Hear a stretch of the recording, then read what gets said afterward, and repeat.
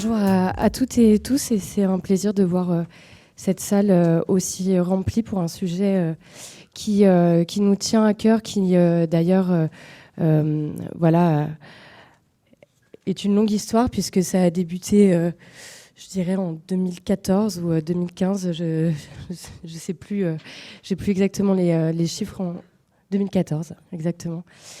Donc de ces recherches interdisciplinaires menées à la fois par des historiens, des sociologues, des psychologues, des médecins légistes, des juristes sur les violences, à propos des violences faites aux femmes, du féminicide, et aujourd'hui des violences conjugales et intrafamiliales. Et aujourd'hui, donc une journée interdisciplinaire également qui s'intéresse à la banalité du mal, en tout cas à la figure ou à l'auteur des violences conjugales, avec, vous allez le voir tout au long de la journée, des regards croisés, à la fois de la recherche et du terrain. Donc je ne vais pas être très très longue, si ce n'est dire à quel point c'est important pour nous à l'Espacement d'Esperance d'accompagner, d'accueillir ces thématiques-là et ces échanges, puisqu'on est en plein dans des sujets qui regroupent donc sciences et société, sciences et citoyens, qui concernent malheureusement toutes et tous. Et je voulais simplement dire, signaler ou rappeler, si vous l'avez vu, qu'hier, donc le 29 mars 2022, c'était le 29e féminicide qui a eu lieu à Roubaix. Une femme qui a été tuée par son conjoint à son domicile en présence de sa fille de 17 ans, alors qu'elle avait porté plainte le mois dernier. Donc rappelez aussi que ces recherches-là, elles s'inscrivent dans une réalité quotidienne, qu'il faut en parler, qu'il faut essayer de comprendre comment ça fonctionne, comprendre y compris le fonctionnement des auteurs, accompagner aussi les auteurs. Et donc, on va pouvoir aborder tout cela. Donc, je remercie évidemment Frédéric Chauveau, Lydie Baudiou, André Rouge qui nous a rejoints aujourd'hui, et pour l'organisation de ces journées et ces propositions. Merci. Alors, juste quelques mots donc, de présentation sur la thématique de la journée qu'on a appelée donc, la banalité du mal.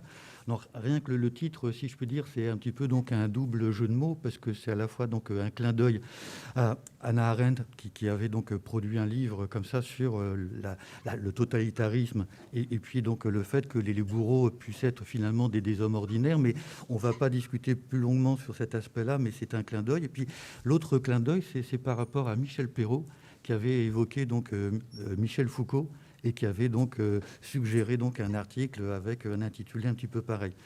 Donc voilà, ce titre, c'est donc pour se mettre un petit peu sous cette double tutelle, ce qui n'est pas rien, Hannah Arendt et Michel Perrault, et pour continuer.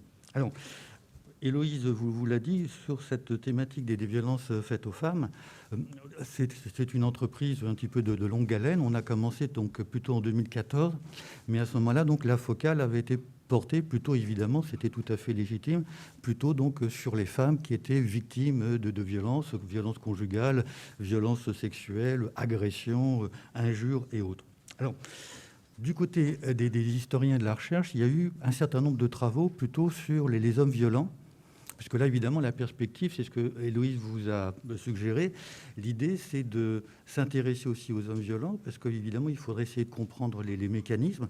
Et si on veut essayer donc d'entreprendre une action, après ça, concrète, qui puisse être efficace, il faut évidemment donc s'intéresser aux hommes. On ne peut pas simplement donc s'attacher, si on veut essayer, pas forcément d'éradiquer, mais en tout cas de diminuer très fortement donc les violences faites aux femmes, comme on peut le discerner ou l'observer, notamment donc en Espagne, avec toute une série de mesures qui ont été prises. Alors, du côté des recherches sur les hommes violents, en fait, il y a eu pas mal de travaux, mais plutôt sur l'homme criminel.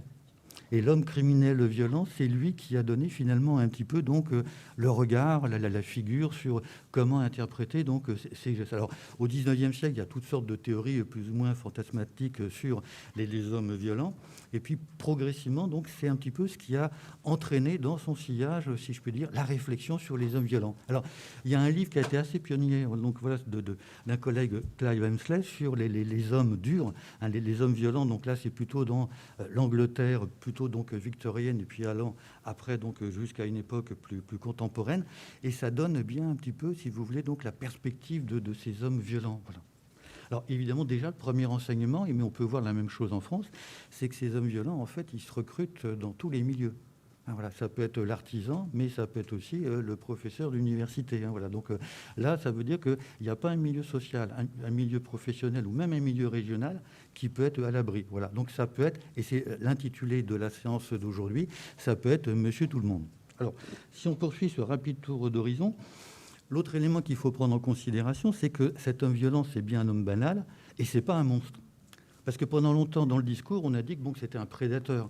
Donc, d'une certaine manière, ça rassure, parce qu'on se dit que c'est quelqu'un qui n'est pas tout à fait présent dans l'humanité. Voilà, c'est un personnage un petit peu... Alors, si vous voyez évidemment un personnage comme celui-ci, qui est un tueur de femmes, on se dit qu'effectivement, on ne va pas engager la conversation. Bon, voilà, on ne va pas prendre un pot avec lui, là, c'est certain, vous voyez. Bon, mais ça, c'est donc l'image forte qui avait été créée. Et en fait, l'homme violent, dans le couple, ben, ce n'est pas un monstre. Voilà. Alors, si on poursuit ce tour d'horizon rapide... se pose aussi donc la question donc des mécanismes. Alors, je n'ai pas la prétention de tout traiter, simplement donc d'aborder quelques éléments. C'est la question de la virilité. Voilà. L'homme violent est-il un homme viril? Alors, sous-entendu, a-t-il intégré les valeurs de l'homme viril tel que cela donc s'est développé depuis l'Antiquité, avec une cristallisation au XIXe siècle, puisqu'au XIXe siècle, vous le savez, c'est l'âge d'or de l'homme viril, avec notamment donc le duel, voilà, qui est mis particulièrement donc à l'honneur. Donc, il faut à ce moment-là que l'homme fasse la preuve de son courage et de sa force physique. Alors, ici, donc, une définition de virilité. Vous avez déjà un petit peu deviné qui était l'auteur. La virilité est une notion éminemment relationnelle, construite devant et pour les autres hommes, contre la féminité, dans une sorte de peur du féminin, et d'abord en soi-même. Donc, l'auteur, vous l'avez deviné, c'est Pierre Bourdieu. Virilité et violence, et donc dans la domination masculine. Alors, autre définition de la virilité. La virilité ne constitue pas une simple vertu individuelle, c'est ça qui était important aussi dans la démonstration. Elle ordonne, irrigue la société dont elle sous-tend les valeurs. Elle induit des effets de domination dont celle exercée sur la femme ne constitue qu'un élément. Alors, l'auteur de cette approche et de cette définition, vous l'avez deviné un petit peu, il s'agit donc d'Alain Corbin dans le livre collectif « Le triomphe de la virilité ». Alors, évidemment, ce n'est pas le seul élément qu'il faut prendre en compte, mais pendant très longtemps, donc, vous le savez, le fait de frapper sa femme, bien, c'était considéré comme tout à fait légitime et tout à fait donc ordinaire. Alors, si je poursuis ce tour d'horizon, vous avez ici, donc, pour rejoindre ce qu'on avait présenté tout à l'heure, quelques ouvrages que l'on avait donc publiés donc, autour des violences faites aux femmes. Voilà, donc c'est pour vous montrer que la séance d'aujourd'hui, c'est aussi pour compléter et changer donc un petit peu de perspective. Alors si je poursuis ce tour d'horizon, si on regarde par exemple les déclarations de l'OMS, donc l'Organisation mondiale de la santé, sur les violences faites aux femmes et sur les hommes violents. Alors l'OMS en 2019, donc c'est les derniers chiffres qui ont été attestés, vérifiés, voilà, qui sont disponibles, disent que les violences dans le couple, c'est entre 15 et 70% des femmes. Donc vous voyez, la fourchette est quand même assez large, assez étendue. Puisque là, évidemment, quand c'est une enquête qui est faite de par le monde, il y a un certain nombre de pays où on ne peut pas avoir de chiffres ou de statistiques relativement donc, fiables. Voilà, ça vous donne une proportion. Autre élément de l'enquête, 35% des femmes, soit près d'une femme sur trois, indiquent avoir été exposées à des violences physiques et sexuelles de la part de leur partenaire intime. Donc là, c'est l'autre élément qu'il faut prendre en considération, c'est que l'homme violent, c'est pas l'inconnu, le rôdeur qui nuitamment donc arpente les rues, c'est celui qui se trouve dans la famille, dans le couple, dans l'appartement ou dans la maison. Voilà. Alors maintenant, du côté des psychologues, alors, il y a plusieurs tendances, tout le monde n'est pas d'accord évidemment entre eux, mais grosso modo, les psychologues qui essayent de définir un petit peu ce que c'est que l'homme violent, donc proposent en fait trois critères. Voilà. Alors premier critère, un homme violent dans le couple, qu'est-ce que c'est? Ça peut être un sujet qui est des sujets immatures. Voilà. Bon, ça fait partie des critères, et notamment, donc vous le verrez tout à l'heure. Ensuite, deuxième élément, ça peut être un sujet qui est égocentré, voilà, qui est vraiment tourné donc vers lui-même, donc entre égotisme et égocentrisme. Bon, il peut y avoir des nuances ou des différences, mais en gros, ce qui lui importe, c'est lui-même, et puis le reste, finalement, de l'humanité, c'est un petit peu un décor environnemental, si j'ose dire. Alors, si on poursuit ce tour d'horizon, troisième donc, critère, c'est un sujet qui présente une dimension paranoïaque et mégalomaniaque. Bon, donc là, si c'est le cas, il n'y a pas grand-chose à faire, mais ça veut dire aussi qu'au niveau du traitement, ce n'est pas tout à fait le même registre que les deux premières catégories. Voilà. Bien. Alors, vous me direz maintenant, si on poursuit pour ne pas être trop long, voilà. Donc, sur ces hommes violents, alors, il y a eu donc plusieurs travaux. Donc là, vous connaissez Marie-France Irigoyen, qui a notamment donc travaillé plus particulièrement sur le harcèlement. Donc voici ce qu'elle dit: tous les hommes violents ont une tendance à minimiser leurs gestes. Bon, ça c'est une constante. Hein. Bon, c'est pas grave, je vais donner une gifle, je l'ai poussé contre le radiateur. À se trouver des causes externes, notamment en tenant leur conjointe pour responsable. Sous-entendu, elle m'a provoqué, c'est pas moi, j'ai réagi.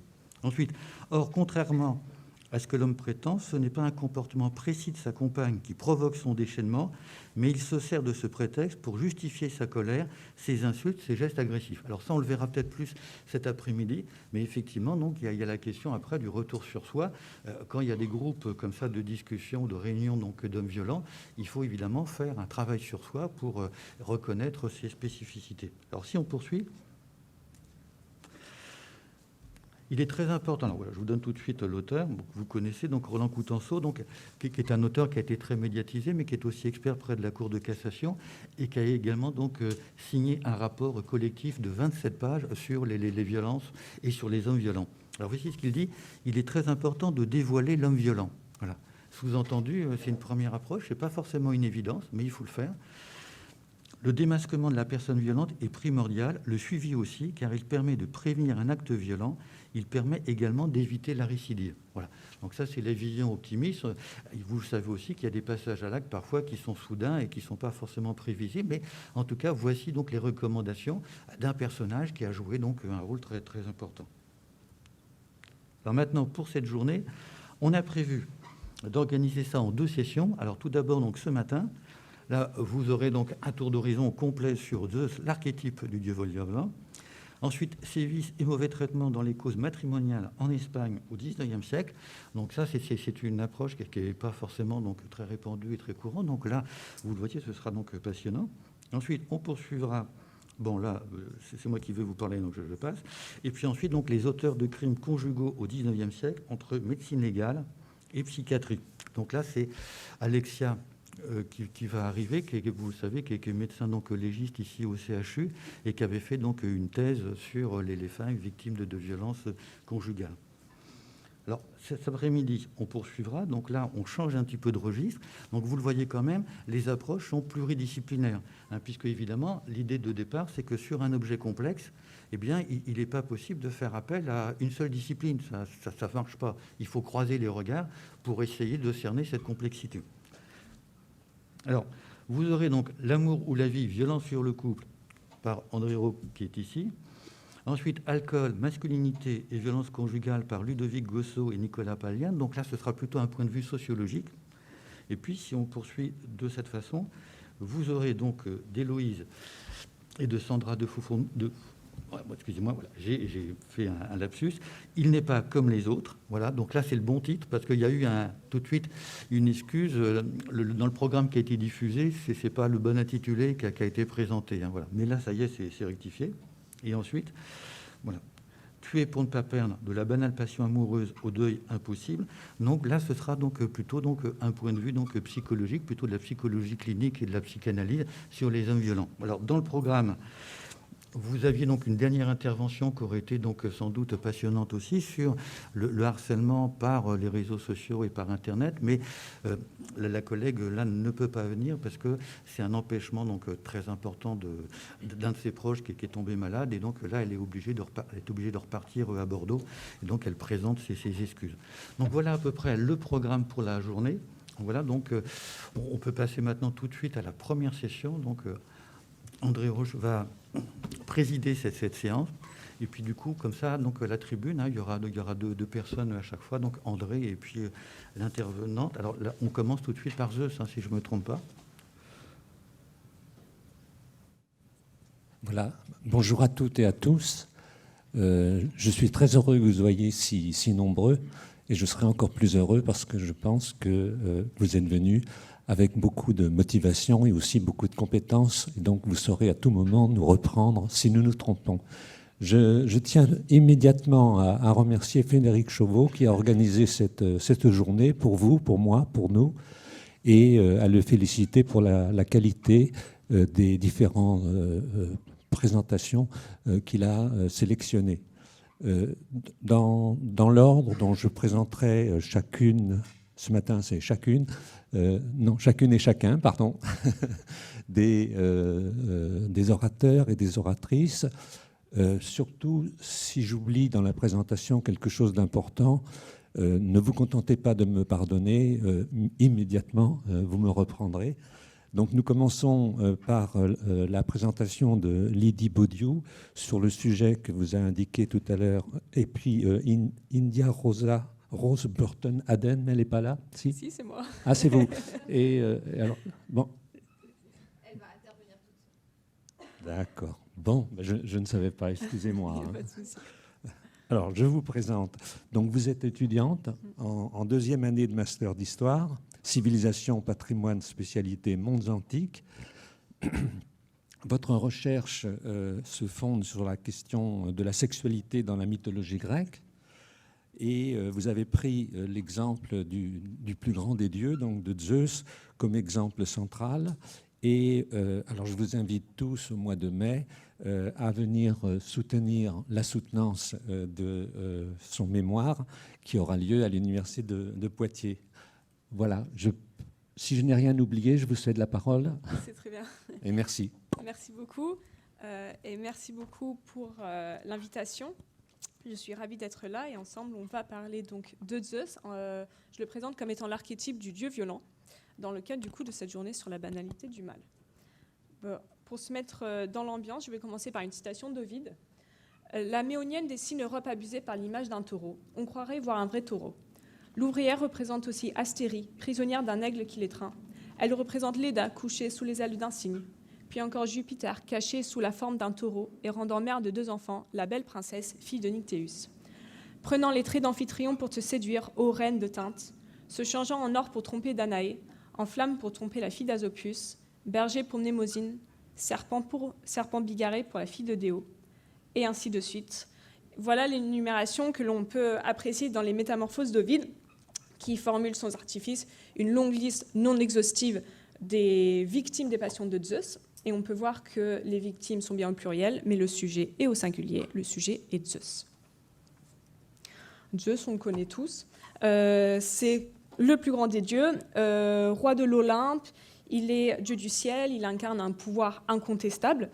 Et il est père et mari. Dans le cadre de l'étude que je mène, il n'apparaît pas comme étant particulièrement colérique ou doté d'une violence innée, comme ça peut être le cas pour d'autres dieux comme Arès, par exemple.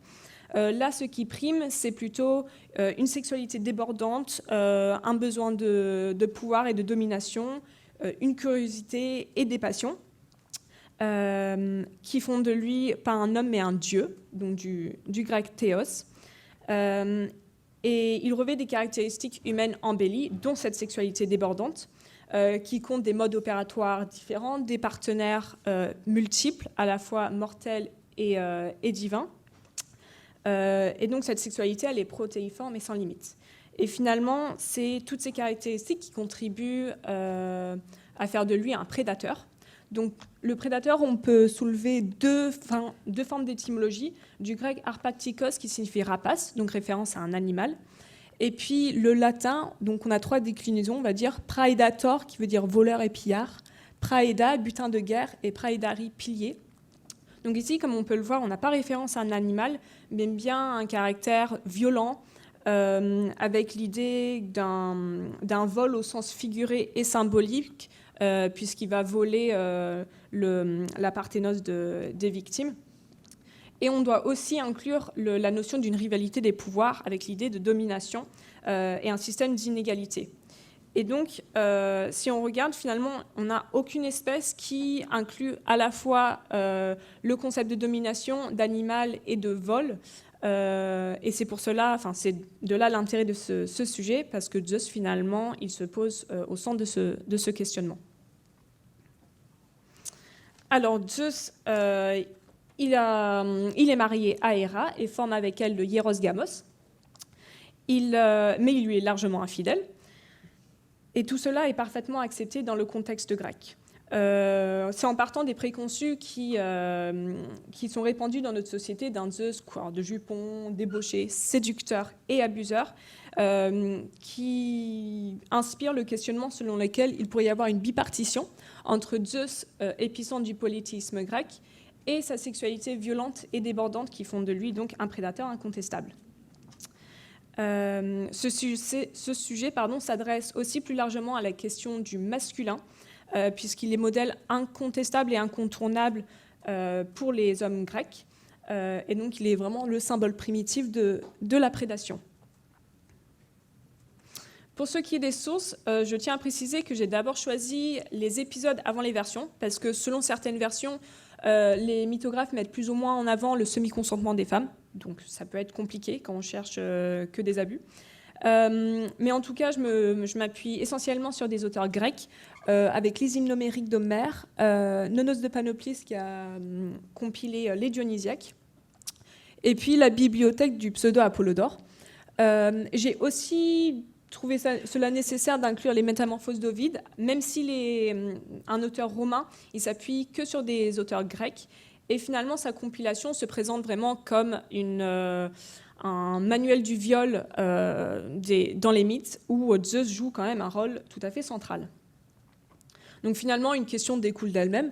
Quels sont les modes opératoires privilégiés et caractéristiques du masculin prédateur dont Zeus est l'archétype ?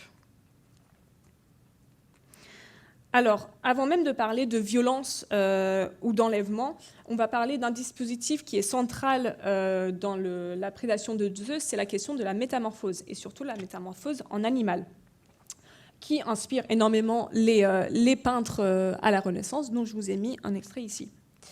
La métamorphose est une arme de séduction véritablement centrale et symbolique de Zeus. Et donc d'abord, on va parler de la métamorphose en animal, mais des animaux qui ont vraiment un attribut sexuel et violent. Et alors ici, par exemple, Zeus, il enlève Europe sous la forme d'un taureau. Le taureau, il est caractérisé comme ayant une très forte libido, un sperme abondant, et même selon Roré Ferro, le taureau ne se fatigue pas de s'accoupler, et s'il ne le fait pas, il s'affaiblit pour le travail. Ici, la sexualité, elle se place vraiment comme un impératif, et Zeus, finalement, en revêtant la forme du taureau, il revêt aussi ses caractéristiques, et donc doit agir sur sa sexualité. Mais ce n'est pas la violence et le sexuel finalement qui émanent du mythe, c'est plutôt sa séduction et sa beauté. Zeus se transforme vraiment en paradigme du taureau séducteur. Avec Ovide, par exemple, on voit un animal si beau et qui n'a pas l'air de chercher les combats. Le pseudo-Apollodore met en avant que c'est un taureau dont l'haleine sentait le safran. Alors il faut savoir que le safran, c'était réputé pour les Grecs pour avoir des valeurs aphrodisiaques. Donc là, on a très clairement l'intention de Zeus qui cherche vraiment à le séduire en touchant un peu tous ses sens, l'odorat, la vue en étant blanc et musclé, l'ouïe, enfin voilà, il touche un peu tout. Et donc cette violence sexuelle finalement innée du taureau se transparaît aussi dans l'ADN de Zeus. Alors, deuxième métamorphose qui est assez récurrente, c'est la métamorphose en satyre. En suivant les Dionysiaques, la septième unit Antiope à un faux satyre. Alors, mi-homme, mi-cheval, le satyre est un être sexuel par excellence, associé très souvent à Dionysos. Ils sont connus comme étant obscènes, lubriques, exhibitionnistes, adeptes de la masturbation. Et on les représente très souvent avec un phallus surdimensionné en érection. On ressent vraiment une liberté morale, même un dérèglement des sens. Ils vont s'unir à de multiples partenaires, des partenaires endormis. Donc vraiment, ils ne sont pas le compte de la moralité. Et Zeus, finalement, comme pour le taureau, en s'appropriant ces concepts, il va s'approprier les clivages de normalité, de monstruosité, de raison et de désir. Mais c'est là vraiment qu'on peut se poser la question, est-ce que Zeus il se métamorphose ainsi pour se permettre plus de liberté sexuelle ou est-ce que c'est une façon pour lui de légitimer ses désirs et ses actes ? Je laisse la question ouverte, je n'ai pas de réponse pour l'instant. Alors, dernière métamorphose en animal, c'est la métamorphose en aigle. Donc, ici, je vous ai mis le Jupiter enlevant Astérie. Mais je vais surtout m'appuyer sur la métamorphose en aigle où il enlève Ganymède.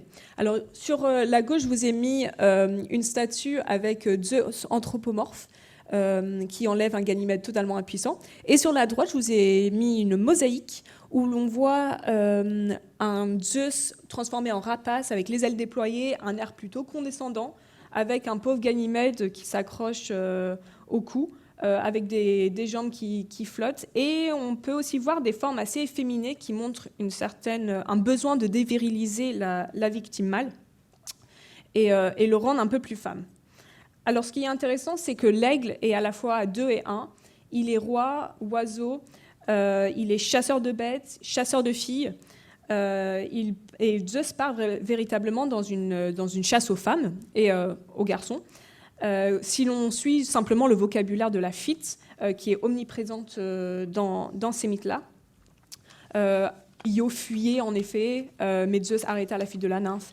Astérie cherche à éviter les poursuites de Zeus. Donc on a finalement une omniprésence de la métaphore synégétique, un aigle qui traque, qui poursuit, qui arrache. Et cette métaphore, finalement, c'est une manière... c'est le meilleur moyen de suggérer la surprise, la bestialité et la violence. Et Zeus se place tout le temps comme le traqueur et la femme est toujours la victime et la proie. Et ce qui est intéressant, c'est que l'image de la chasse, on voit finalement l'amour qui est au cœur de cette chasse-là. On va apparaître Eros, par exemple, dans le rôle ou bien du chasseur ou bien accompagnant le chasseur.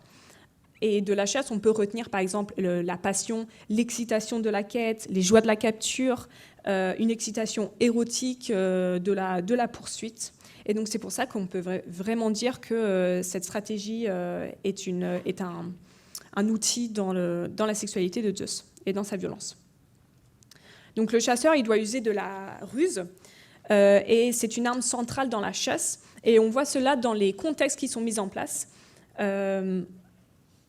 Ok, merci. Tous ces lieux sont négativement connotés et l'on voit par exemple dans le mythe de Callisto où il va la séduire dans une forêt, et il va essayer de masquer sa masculinité et sa virilité. Et Nonos va parler par exemple d'un amant féminin. Et on a par exemple ici une métamorphose non animale mais érotique. Et c'est une des seules scènes homo-érotiques dans la mythologie grecque. Alors, je vais sauter ça. Voilà. Cette étude, elle dessine vraiment le portrait psychologique d'un prédateur. On a une recherche de l'idéal de masculinité et cette masculinité est attendue et admise puisque Zeus doit s'imposer sur les moins puissants et les moins forts que lui pour permettre de maintenir une cohésion divine. Et cela doit passer par l'assujettissement de ces sujets, pour la plupart féminines, mais aussi certains masculins. Et si le cas contraire s'opère, eh bien, cela remet en cause l'ordre établi, qui aboutirait à un retour au chaos primitif, comme on peut le voir quand Héras cherche à séduire son mari. Et donc, la domination de Zeus, elle est perçue comme étant admissible, légitime et normale, et que finalement, toute violence qui découle de cette domination est raisonnable. Donc, le comportement de ce dieu correspond parfaitement à son statut. Il est dieu, il est homme, et cela implique donc des relations entre dominant et dominé. Mais une limite toutefois, c'est l'appropriation du bien d'autrui, et que finalement, il faut venger tout déshonneur qui est commis. Et on peut voir cela dans le mythe de Ganymède, quand Zeus, je ne vais pas le lire, mais quand Zeus finalement offre des chevaux atroces, le père de Ganymède, pour essayer de dédommager son enlèvement. Donc on voit bien que Zeus est soumis à ce don contre don. Alors, l'importance est placée vraiment sur la domination masculine, pas sur des concepts d'homosexualité ou d'hétérosexualité. Il faut qu'il domine sur tout et tout, des hommes, des femmes, des enfants, des esclaves, des barbares, des animaux. Et donc, Zeus use du même mode opératoire sur les femmes que sur le jeune Ganymède. Et cela s'insère tout naturellement dans la société, une société qui est aussi pédérastique, il faut le dire. Donc il présente aucune anormalité, et même on peut dire une normalité idéalisée d'une masculinité admirée. Donc pour finir... Oui. C'est pas grave. C'est pour les autres aussi. Ouais. Pour finir, Zeus il se présente comme l'exemple parfait pour ouvrir cette journée d'études. Il est viril et de facto il est violent. Il vit en toute impunité. Il se permet de violer. Il se permet de faire de commettre des féminicides, des infidélités. Aucune inconduite sexuelle ne le rattrape. Et on sait que le mythe justifie très souvent les pratiques sociaux et se pose comme des modèles politiques, sociaux et religieux qui influencent la société et se place donc comme le stéréotype genré originel d'un homme masculin, viril et puissant face à une femme naïve, interchangeable. Et donc, entre bestialité et humanité, la violence de Zeus à l'intérieur et à l'extérieur de son couple est autorisée et normalisée. Et on voit vraiment une érotisation du viol, que l'on voit encore à nos sociétés actuelles. Et donc, on peut parler d'une banalité du viol et une banalité du mal.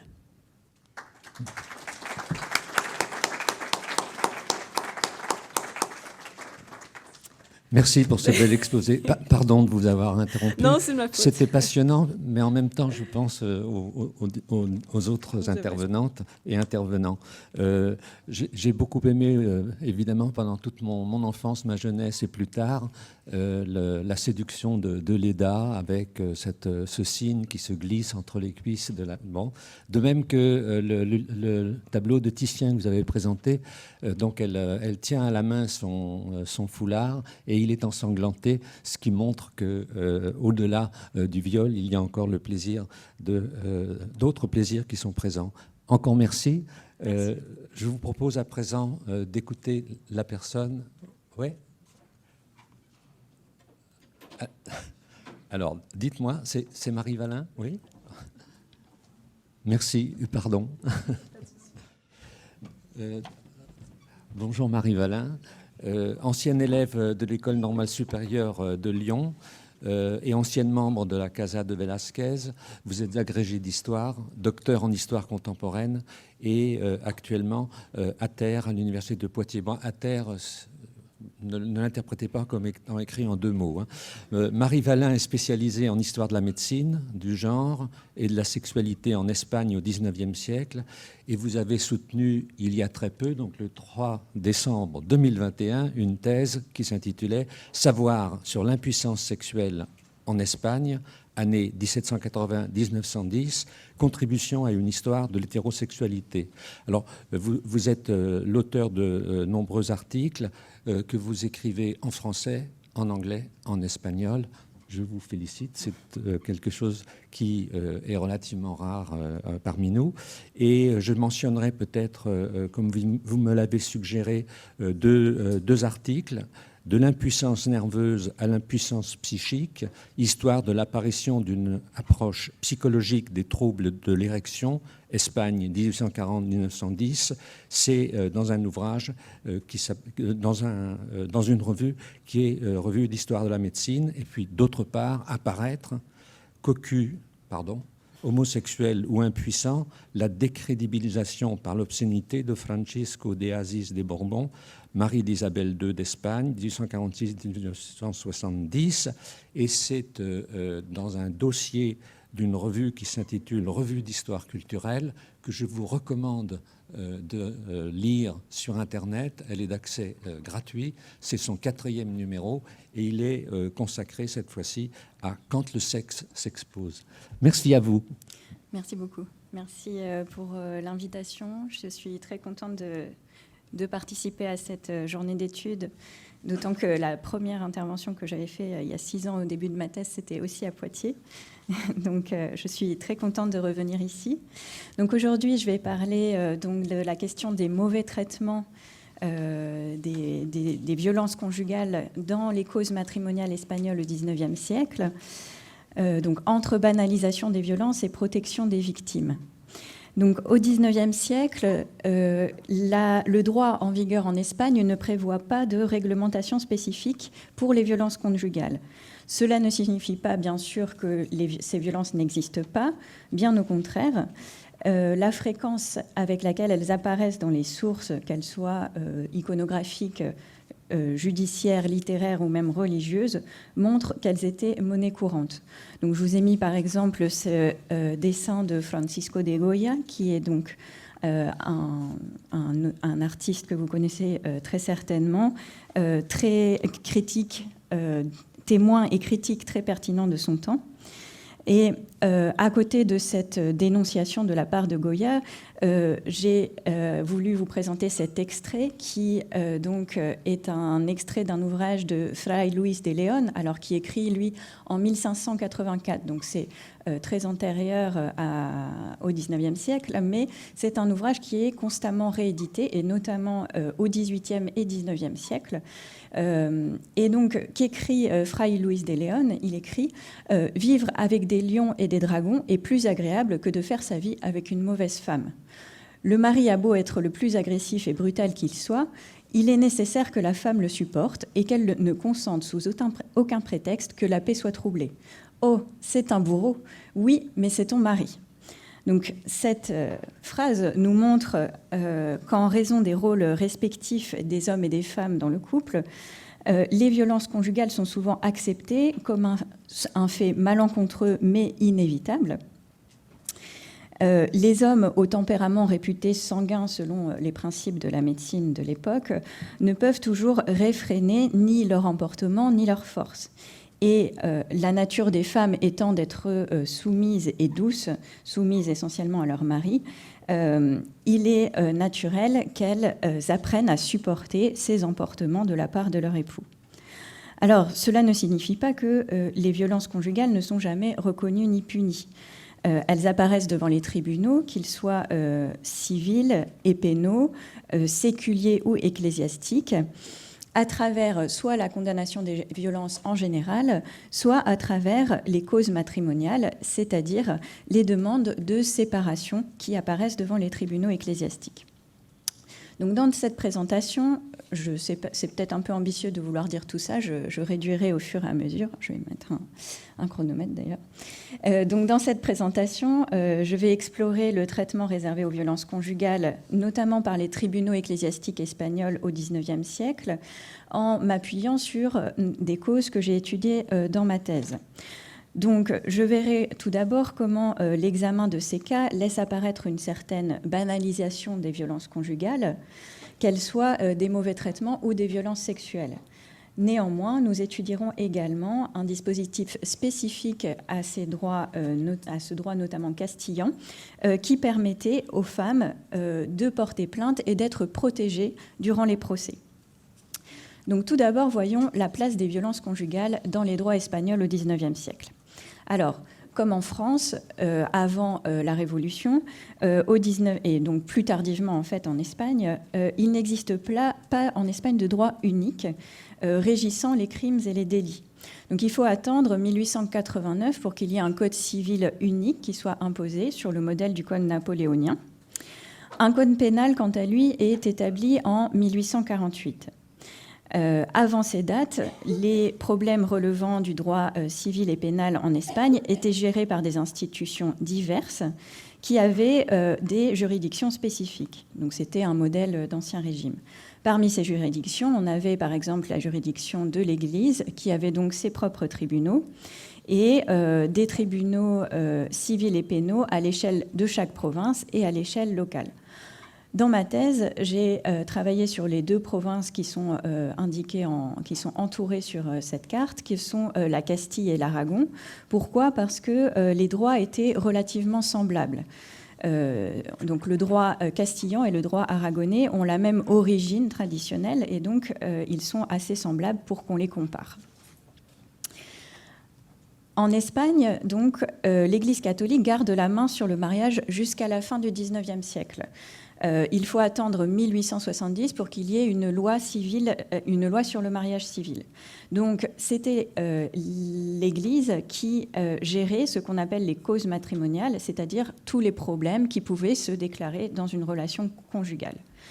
Alors, d'une manière générale, on le sait, l'Église considérait le mariage comme un lien indissoluble et perpétuel, mais le droit canonique envisageait quand même des situations dans lesquelles les époux étaient autorisés soit à ne plus vivre ensemble, soit éventuellement à se remarier, ce qui était encore plus rare. Donc tout d'abord, ne plus vivre ensemble, c'est ce que les sources espagnoles appellent divorcio, et en français, on dit plutôt séparation des corps, séparation de corps. Donc c'est ce que j'ai mis en premier, séparation quant au lit et quant à la cohabitation.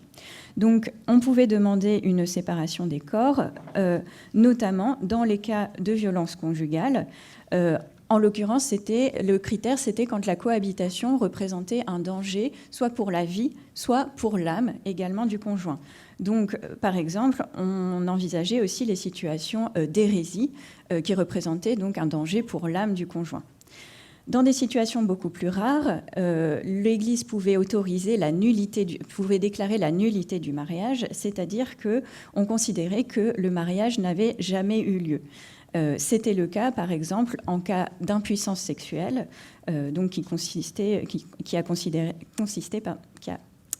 était donc au centre de ma thèse de doctorat. Les mauvais traitements apparaissent aussi dans ces causes de nullité comme des circonstances aggravantes dans une demande de nullité pour impuissance.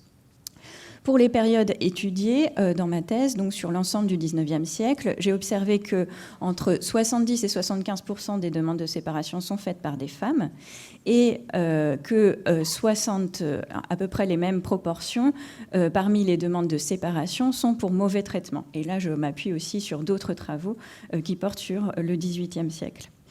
Donc, cette proportion des causes comprend donc soit des cas de mauvais traitement, on dit des palabras, de paroles, c'est-à-dire des insultes, des obras y palabras, donc ça veut dire quand là, cette fois-ci, les coups s'ajoutent aux insultes, et puis, degré supérieur, on parle de sévices lorsque les mauvais traitements étaient jugés extrêmement graves. Donc, premier exemple, on a une certaine Doña Amparo Albuerme qui, avant de demander sa nullité de mariage pour impuissance en 1880, s'est d'abord présentée devant la justice séculière, donc devant la justice non ecclésiastique, pour faire reconnaître les mauvais traitements que son mari lui a fait subir. Donc, elle porte plainte à la fois pour mauvais traitement des obras y palabras, pour sévices et pour impuissance de son conjoint devant le tribunal ecclésiastique. Elle témoigne du fait que son mari la frappe et l'aurait même menacée de mort avec une arme à feu. Plusieurs témoins interviennent ainsi devant les tribunaux et par exemple, un voisin proche du couple qui est médecin, il vit au même étage que le couple, intervient dans le procès pour attester des violences et déclare avoir dû intervenir plusieurs fois pour empêcher que Don Eduardo ne maltraite sa femme. Donc c'est un exemple qu'on va suivre sur le reste de la présentation. Je vais maintenant passer à la question de la banalisation des violences conjugales. Alors, malgré la prise en compte du problème des mauvais traitements dans le cadre du couple, ni le droit canonique ni le droit séculier ne prévoient de condamnation spécifique pour les violences conjugales. Qui plus est, le droit prévoit également des situations où les violences sont comprises par les juges. Il s'agit des crimes d'honneur. Alors, les crimes d'honneur sont surtout liés aux questions d'adultère. Dans les causes matrimoniales, si le premier motif de demande de la part des femmes, c'est les mauvais traitements, de la part des hommes, c'est l'adultère. Or, le droit séculier prévoit des punitions très inégales pour l'adultère masculin et féminin. Donc, par exemple, d'après... alors, est-ce que j'ai mis... Non, je n'ai pas mis ces droits antérieurs. Donc, avant ces citations qui datent de 1848, donc dans les droits antérieurs, on observe donc que une femme surprise en situation d'adultère tombait entièrement sous l'autorité de son mari, qui pouvait disposer d'elle et de son amant comme bon lui semblait. C'était lui qui était autorisé à décider de la peine qui était prononcée contre l'amant et sa femme. La seule limite, et je l'ai indiqué en fait sur ces citations qui ne sont pas traduites ici, c'est inscrit pero que no los pueda matar, ça veut dire la seule limite, c'est qu'il n'a quand même pas le droit de les tuer. On retrouve une distinction de genre aussi dans le Code pénal de 1848, même si à cette date, le mari ne décide plus de la peine à laquelle doit être soumise son épouse adultère. C'est quand même un juge qui devient compétent en la matière. Mais ce qu'on remarque donc dans cet extrait ici, qui est donc l'extrait du Code de 1848, c'est que l'homicide de la femme adultère et de son amant, ou également de la fille surprise alors qu'elle a moins de 23 ans et qu'elle vit encore au domicile paternel, donc un homicide qui serait commis par le père sur sa fille, n'est puni que d'une peine d'exil de quelques mois. Et la loi précise également que les lésions non létales, non mortelles, infligées, ne devraient pas être punies. Ces situations jouent comme des circonstances atténuantes pour ce qui est considéré comme un crime d'honneur. Le Code de loi ne prévoit aussi pas du tout les mêmes peines pour les hommes adultères, ni même la même définition du crime. Pour qu'un homme soit accusé d'adultère, il faut que l'acte soit commis au domicile conjugal ou éventuellement qu'il soit commis hors du domicile conjugal, mais qu'il fasse scandale, donc qu'il trouble l'ordre public. Autrement, on ne considère pas qu'il y a lieu de porter plainte contre adultère. Pourquoi cette différence ? Parce que le problème de l'adultère féminin pose celui des grossesses et de la légitimité des enfants. Les infidélités des femmes troublent les logiques de l'héritage qui sont si importantes au XIXe siècle et les logiques de la lignée. Et par ailleurs, ces infidélités féminines souillent l'autorité du chef de famille sur sa femme et ses enfants. C'est pourquoi le droit castillan prévoit une marge de manœuvre à l'homme pour qu'il puisse réparer son honneur. La seule limite étant donc, ici, de ne pas les tuer. Et puis, dans d'autres sources, on trouve aussi qu'il ne faut pas exagérer, donc il ne faut pas excéder une certaine limite. Donc, comme par exemple dans ce dictionnaire de droit canonique, qui date de la moitié du XIXe siècle, où donc les limites ne sont pas précisément définies, mais elles sont laissées au libre arbitre du juge. Donc c'est écrit dans ce dictionnaire de droit. Les mauvais traitements et tout ce qui excède les limites d'une correction domestique et maritale, considérée comme quelque chose de normal, sont également une juste cause de séparation. Mais ce que précise également ce code de droit canonique, c'est qu'il existe une distinction en fonction de la classe sociale et de la race. En effet, le code insiste sur le fait que ce qui n'est pas une cause de séparation raisonnable entre deux personnes de basse extraction peut l'être entre d'autres de conditions différentes. L'appréciation de ces circonstances dépend beaucoup de la prudence du juge. Donc on retrouve là, cette fois-ci, le préjugé selon lequel les hommes issus de classes inférieures seraient plus violents que les hommes de classe supérieure et qu'il serait d'autant moins acceptable pour une femme de classe supérieure d'être battue que pour une femme de classe inférieure. On retrouve aussi une distinction en fonction de la race, puisque au XIXe siècle, l'Espagne a encore des colonies issues de son premier empire, et notamment Cuba et les Philippines. Et un code pénal spécifique est mis en place en 1879 qui définit des peines différentes en fonction de la race. Et par exemple, des esclaves qui seraient reconnus... coupables du viol d'une fille ou d'une femme blanche ou qui seraient surpris en situation d'adultère avec la maîtresse de maison sont punis de peines allant de la prison majeure, c'est-à-dire 18 à 20 ans en cas d'adultère, à la réclusion perpétuelle en cas de viol. question que l'on se pose, c'est, en lisant ces sources, être un homme violent, est-ce une faute grave? Alors on observe une attitude parfois conciliante de certaines familles envers les hommes violents. Donc on a l'exemple d'une jeune fille qui s'appelle Maria de los Dolores, un nom qui présageait peut-être de la vie qu'elle allait avoir malheureusement. Donc c'est une très jeune fille qui est sortie du couvent pour être mariée à un homme qui s'avère être violent. Ils ont un problème d'impuissance qui est peut-être simplement lié au fait que la jeune fille est trop jeune en fait et que ses organes sexuels ne sont pas encore formés, on parle d'une disproportion des organes génitaux. En plus de ce problème d'impuissance, elle souffre apparemment donc de violences conjugales et elle signale durant le procès que son mari est soutenu dans ses violences par sa mère qui vivait en sa compagnie, donc c'est la fin de la citation. Malheureusement, sa mère qui vivait en sa compagnie et qui était censée le retenir, c'est un rôle qu'on attend quand même des femmes en général, de contrôler les hommes, de les ramener à la raison, l'encourageait et le soutenait au point d'être devenu son instrument pour les martyrs qu'il faisait subir à sa femme, même lorsqu'il était malade au lit. Alors, c'est pourquoi l'avocat de cette jeune femme demande la nullité pour impuissance, mais également la séparation pour mauvais traitement. Malheureusement, lorsque ces femmes faisaient une double demande, c'est-à-dire à la fois une demande de nullité pour impuissance et une demande de séparation pour mauvais traitement, elles étaient souvent déboutées parce qu'on estimait que l'une des deux accusations était fausse. Dans les cas d'impuissance, il était très important pour l'Église de s'assurer qu'il y avait véritablement impuissance et que ce n'était pas un mensonge pour obtenir une séparation. J'ai observé également dans mon travail de thèse que les hommes impuissants étaient extrêmement mal considérés et souvent moins bien considérés que les hommes violents. Les hommes impuissants étaient ainsi jugés peu fiables, comme des hommes sur lesquels on ne pouvait compter et qui n'avaient pas de parole. De fait, on reprochait souvent à ces hommes de s'être engagés dans un lien sacré, le mariage, tout en sachant pertinemment qu'ils ne pourraient pas en remplir les conditions.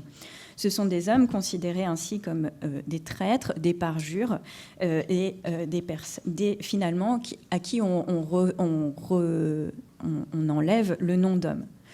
Il était ainsi relativement fréquent, lorsqu'il était avéré que le mari avait un problème d'impuissance, que le mariage soit véritablement annulé. Mais il était aussi très fréquent que les juges passent complètement sous silence les accusations de mauvais traitement. Donc, à l'inverse, alors que les juges semblent s'intéresser très précisément à la question de l'impuissance masculine, les mauvais traitements sont souvent passés sous silence. Il existe aussi des témoignages qui montrent l'existence de violences sexuelles dans le cadre du couple. Donc, je vais m'intéresser plutôt au deuxième exemple pour aller un petit peu plus vite. Ce qui est intéressant, c'est qu'au XIXe siècle, on a...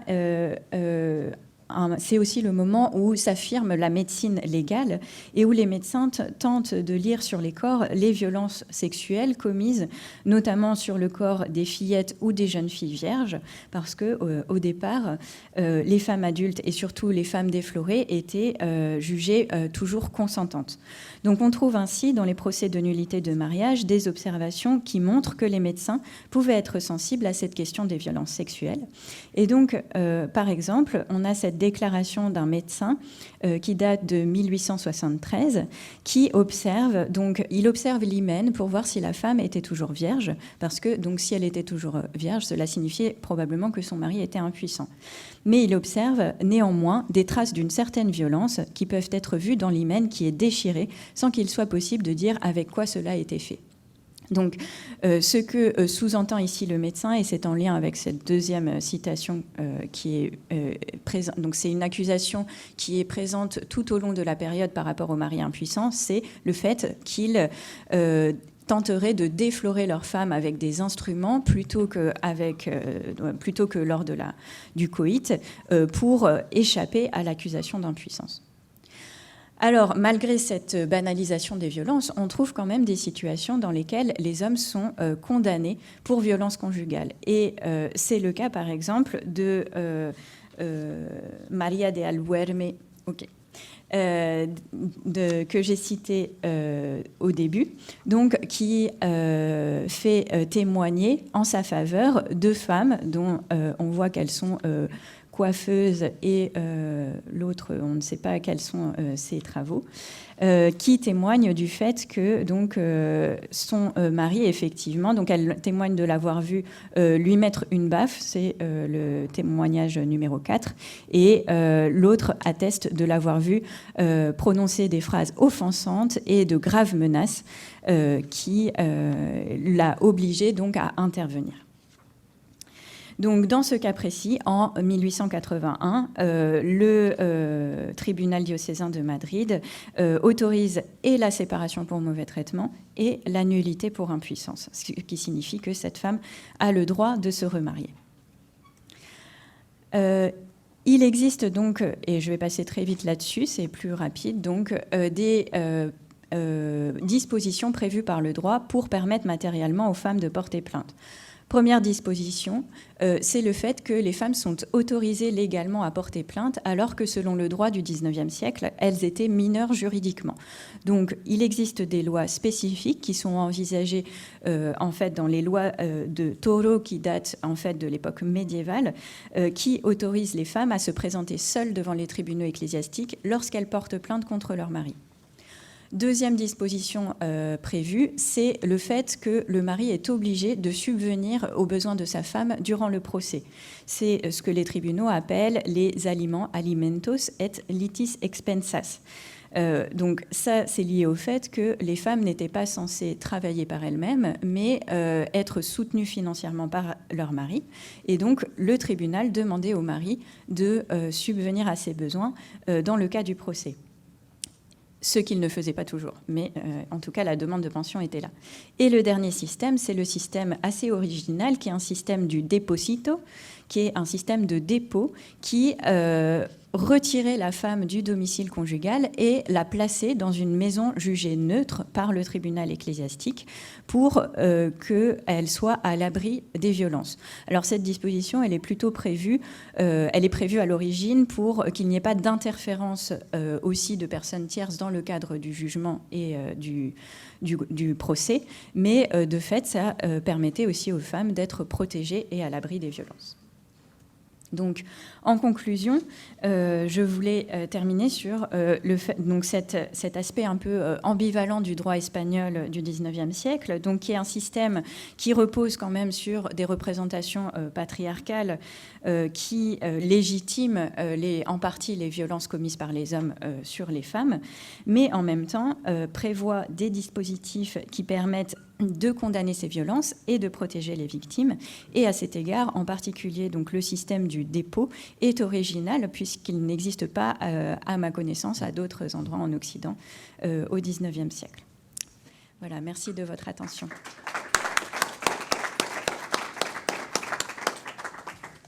Merci à vous, Marie Valin, pour cette présentation. Je dois vous dire que je trouve que cette première partie de la matinée me bouleverse, parce que d'un côté, on a parlé d'un Zeus qui était tout puissant, qui pouvait tout faire, qui pouvait séduire, etc. Et on restait admiratif. Et puis ensuite, dans un second temps, vous nous expliquez à quel point précisément il faut limiter la sexualité masculine lorsqu'elle se manifeste, etc. Et je trouve que ce contraste, cette opposition est tout à fait significative. Dans votre exposé, j'ai aussi retenu le fait que pour l'Église, donc le mariage n'est pas un contrat, mais un sacrement, ça nous le savions, mais surtout que le droit canon avait ici, en quelque sorte, le privilège par rapport à d'autres droits régionaux, puisqu'il n'y avait pas de droit national dans ce cas-là. Je retiens aussi la question des préjugés de classe que vous avez souligné, dont on reparlera sans doute ultérieurement. Merci. Merci à vous. Félicitations aussi. Je vous propose à présent... Pardon ? Alors, est-ce que je me trompe ? Il y a d'abord un débat et puis ensuite, il y a un café. Non, ouais, où il n'y a pas, mais il y a un débat. Je vous propose donc de prendre la parole. Peut-être si vous voulez... Oui, merci. Alors, je vais vous donner le micro parce que c'est vous qui parlerez. Il y en a un autre.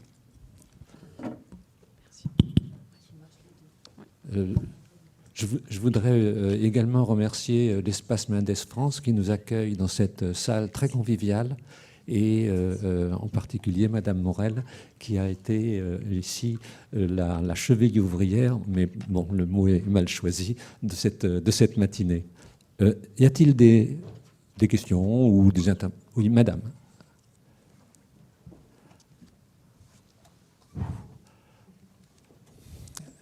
Félicitations, oui. Je vous en prie.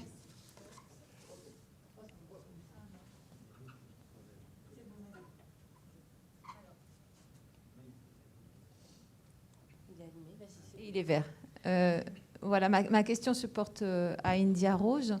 Merci India de cet exposé et d'avoir révélé aussi ce que les Grecs aiment à montrer, hein, la différence entre le masculin et le viril, et c'est pas si simple. Et moi j'ai une question générale en fait, c'est Zeus est-il un homme comme les autres? Parce que la question qui est au début de ton intervention, c'est que c'est théos, hein, c'est d'abord un dieu, et donc dans quelle mesure il agit parfois comme un dieu, de temps en temps comme un homme, et puisque tu as posé la question de ces victimes qui sont, elles, tour à tour divines et ou mortelles, féminines et ou masculines, et au regard du questionnement aujourd'hui, hein, sur cette banalité du maleux, est-ce qu'il est... De quel côté il penche, finalement, puisqu'on est dans un système anthropomorphique du religieux? Je dirais qu'on ne peut pas dire que c'est un homme banal, parce qu'il a des attributs qui sont sublimés. Il agit beaucoup plus, de façon beaucoup plus différente, il se permet beaucoup plus de liberté, alors que dans le cadre de l'homme plutôt banal, il ne peut pas se permettre autant de violence. Donc par exemple, on pourrait rapprocher à Zeus l'idée d'agir en hybris. Mais une hybris, on peut seulement agir ainsi si on a un excès de pouvoir et beaucoup de passion. Et Zeus, comme on a pu le voir, a un excès de passion dans tout et n'importe quoi finalement. Et les hommes, c'est pas plutôt le cas, ça va surtout se limiter à des femmes ou des jeunes garçons dans le cadre pédérastique grec. Donc on peut dire que c'est un homme sublimé, mais c'est pas un homme. C'est un dieu. Voilà. Donc il va avoir des caractéristiques homme et masculin et viril, mais on ne pourra jamais le rendre juste homme. Et l'hubris des hommes crée chez les dieux le désir de la vengeance. C'est ça, exactement.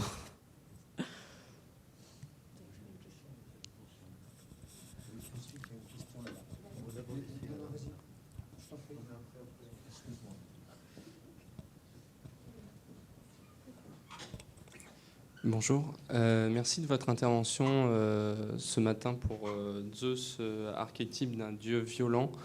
Mais moi j'avais plutôt une question, est-ce qu'on peut le considérer comme pleinement homme, étant donné que c'est avant tout une divinité, et qu'au final le regard qui est porté sur Zeus n'est ni plus ni moins qu'un regard porté par les hommes, il n'y a pas eu de transfiguration avec Zeus. Et ma deuxième question, c'est... vous parlez d'un système d'inégalité dans les cités grecques et même spartiates. Or, il y avait l'Iségorgia, il y avait un droit à la parole. Donc, est-ce que ce n'est pas une analyse un peu marxisante de différencier le noir et le blanc et d'avoir une vision un peu manichéenne sur l'Antiquité, en fait? Le truc avec les mythes, c'est qu'on peut lire un peu ce qu'on veut, et on peut les lire de façon très différente, selon déjà les mythographes, selon les versions. Donc finalement, les mythes, on choisit finalement ce qu'on veut lire dedans. Donc avoir une vision manichéenne, c'est pas forcément possible en lisant les mythes. Là, le but de cette intervention, c'était plutôt de montrer une banalité de violence qui est lue dans les mythes qui étaient des un outil fondamental dans la société qui permettait de régir les droits, les coutumes, l'éthique qui était véhiculée.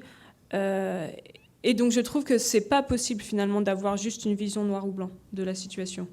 Et Zeus n'est pas... En fait, ce qui est intéressant, c'est de voir est-ce que Zeus est un idéal, un modèle qu'on ne pourrait jamais atteindre parce qu'il est aussi sublimé, ou est-ce que c'est un modèle sur lequel il faudrait se bâtir? Il faudrait prendre des notions sur lesquelles il agit pour se rendre un peu plus homme, un peu plus viril, un peu plus masculin.